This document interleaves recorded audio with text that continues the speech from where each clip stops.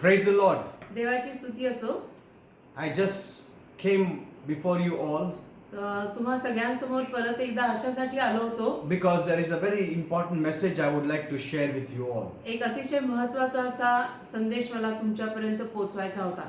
Last night when I was in prayer, काल रात्री जेव्हा मी प्रार्थना करत होतो the Lord put certain things in my heart that which I would like to share with you all this morning. त्यावेळेला प्रभूने माझ्या हृदयामध्ये काही गोष्टी घातल्या ज्या मला तुम्हाला सांगायला आवडतील. The Lord led me to say, प्रभूने मला मार्गदर्शन केलं असं म्हणायला He said, tell the church की चर्चला सांग that they have to do this thing that की जे God मी has आता told. सांगणार आहे ते चर्चनी करावं. The Lord told me, प्रभू मला म्हणाला let my people spend a few moments in prayer. माझ्या सर्व लोकांना प्रार्थनेमध्ये बसायला सांग. Tell the whole church. संपूर्ण चर्चला प्रार्थना करायला सांग.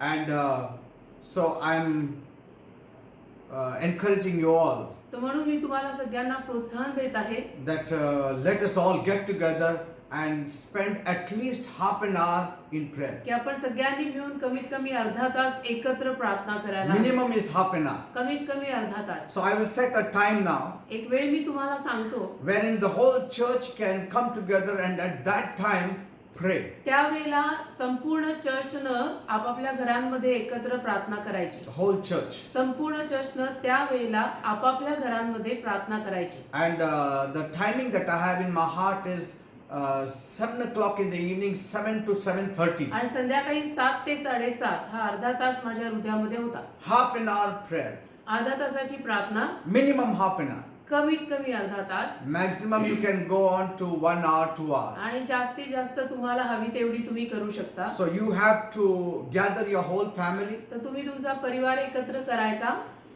open the Bible, पवित्र शास्त्र उघडायचं, take one scripture verse, एक शास्त्र वचन घ्यायचं, any scripture verse कुठलंही that God has put in your heart, जे देवाने तुमच्या हृदयात टाकलं असेल, and let somebody in the house read that scripture verse, घरात कुणीतरी ते शास्त्रवचन वाचायचं and let somebody pray. आणि मग कुणीतरी प्रार्थनेचा लीड घ्यायचा.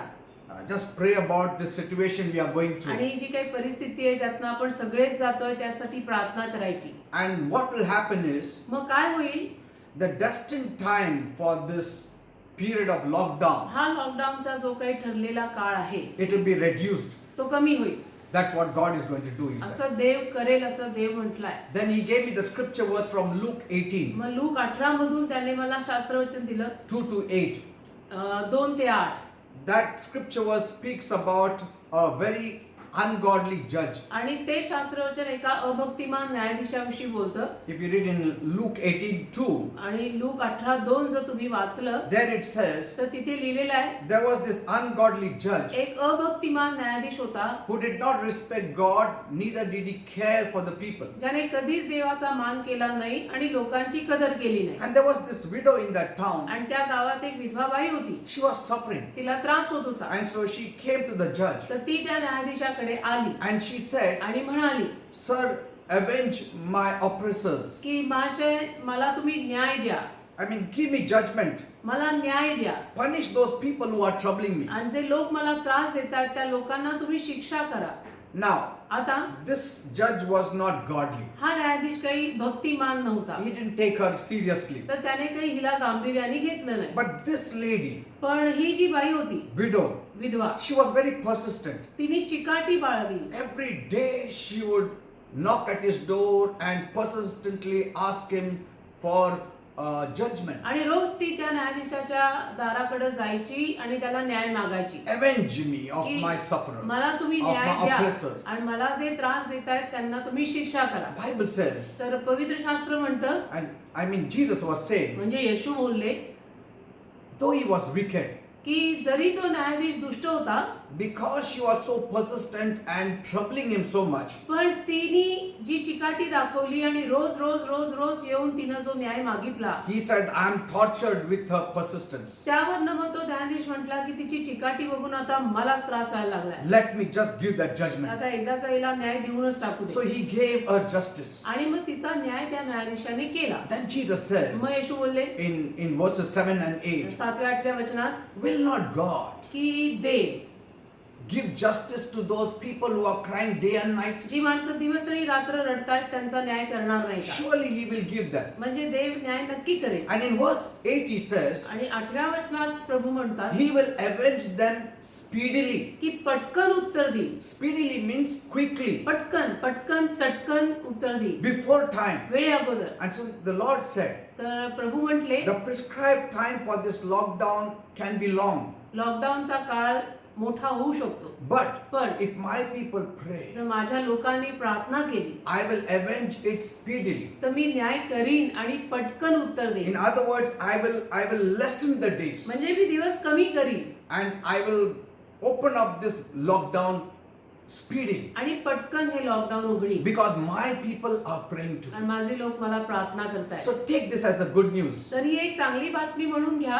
And so I request you all, तर मी तुम्हा सगळ्यांना विनंती करत आहे, all my church members and all our well-wishers and all those who believe in the Lord Jesus Christ, सगळ्यांना म्हणजे माझ्या चर्चेचे मेंबर्स आहेत, जे हितचिंतक आहेत आणि जे सगळे प्रभू येशू ख्रिस्तावर विश्वास ठेवतात ते, do this for me please. हे माझ्यासाठी तुम्ही करा.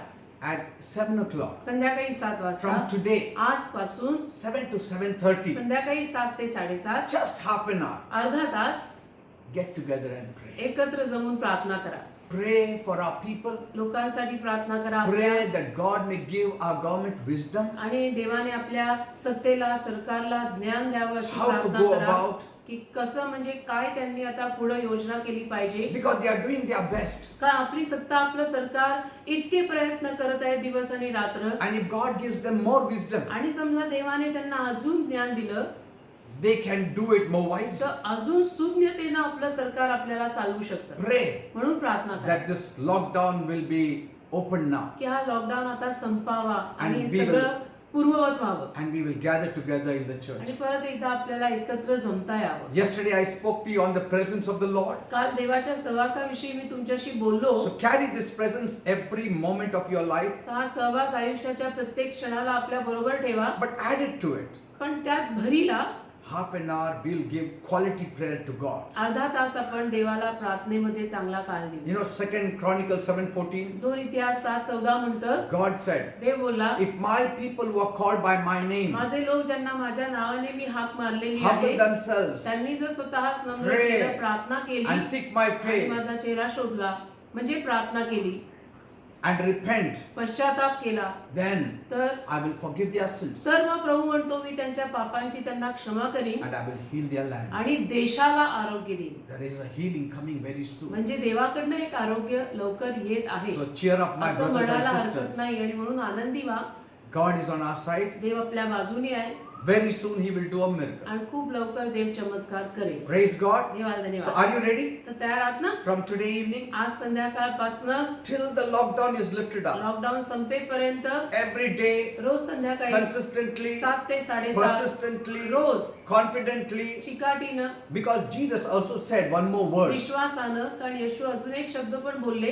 In Luke 18 verse 8, लूकचा 18वा अध्याय 8वा वचन, in the last part, शेवटचा भाग, yet तरी when the Son of Man comes on this earth, मनुष्याचा पुत्र जेव्हा या भूतलावर येईल will he find faith? त्याला विश्वास सापडेल का?